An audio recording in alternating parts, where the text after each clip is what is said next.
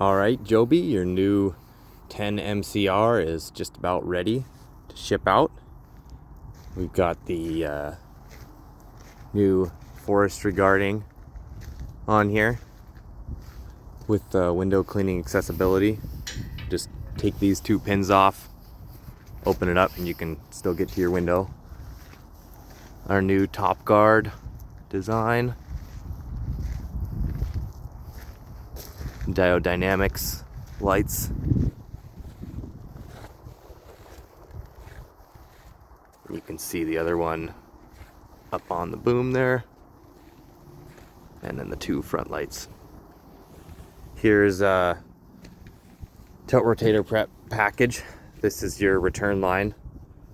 This is this could be either pressure or return. You can switch them in the cab.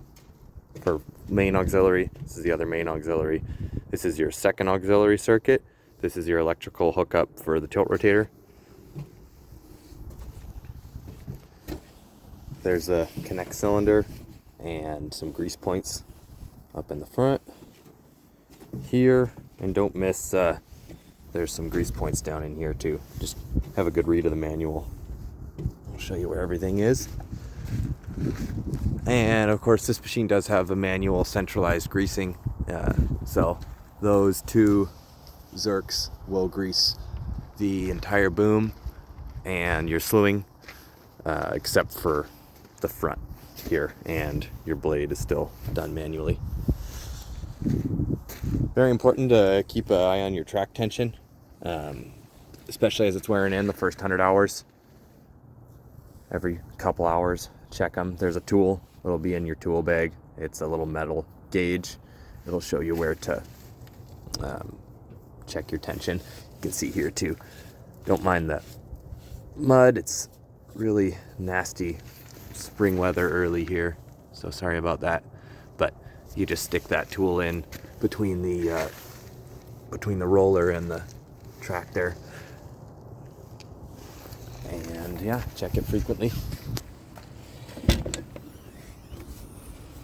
In here is your radiator for engine coolant, hydraulic, and that's your intercooler section.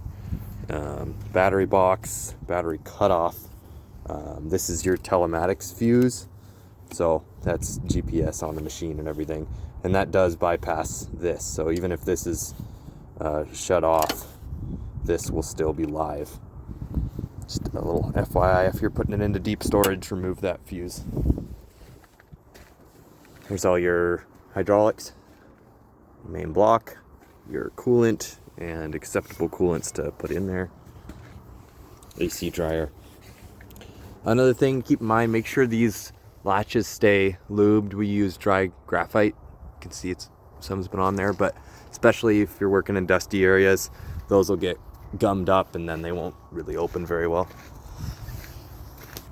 Extra counterweight on the back. Same with this latch. I've got it all lubed for you, but dry graphite's the best. And here's your engine, the engine fill, oil fill. There's your engine oil dipstick right here.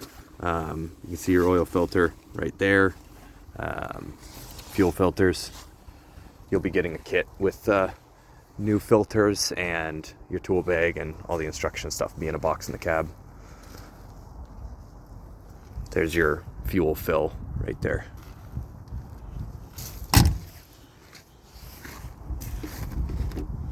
In here, there's the air filter and your washer fluid fill. I would recommend taking those mirrors off if you're gonna go into the woods at all. I've already taken the mirror off of the side. I find it does more harm than good. Right in the cab, we've got the tilt rotator computer for when you do want to get that. And then here's all your controls. It's your auto RPM. You can turn that on and off. Your windshield washer, windshield wiper, lights. All the boom light is hooked up to the front light clicker. So your front lights are on, your boom light will be on. That's to set your top speed, and then you can turn on and off your reverse beeper and your blinky light. Your blinky light is in here in the back in this little box. And here we can switch between the two cameras, side, no camera, rear, and then you can see it's showing your different hitches and modes. So here is the normal coupler, and then this is for your tilt rotator coupler when it's attached. This is to run the boom in coupling mode or automatic mode, on or off. So that's on, that's off.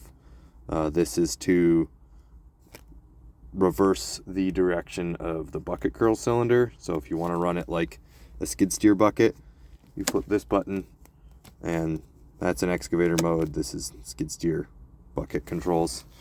This is to silence the alarm. When there's no bucket on it, the alarm will beep every once in a while. Hold this for 3 seconds, it'll shut it off. And in here, if you go into the menu, you can program all the buttons on the tilt rotator joysticks. So some of them are preset, but otherwise you can set it to whatever you want. Switching the foot pedal cylinder, or activating your blinky light, horn, wiper, switching cameras, rabbit turtle, continuous flow. And here's where you switch into skid steer mode. The machine will not start in skid steer mode.